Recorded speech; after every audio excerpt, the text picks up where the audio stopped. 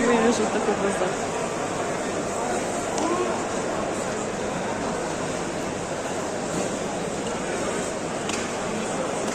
Чорсу базары.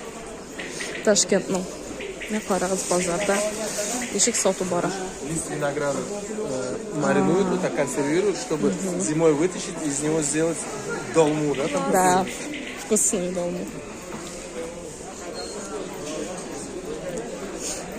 И танго сигас. в основном это готовят для кого? Для ресторанов, для кафе. Вот они знают, что к ним сейчас придут, вот, там, шампиньоны, перец, все такое красивенькое.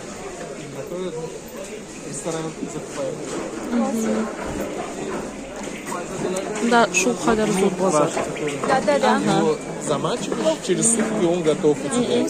Вот он сам такой, вот он такой становится.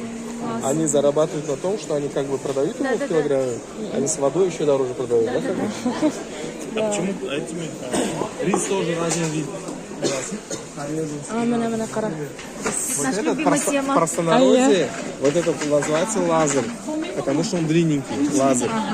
Лазер, он в основном, это весь рис у нас из Хорезма идет. Но в плове он красив, но он считается гарнирный рис.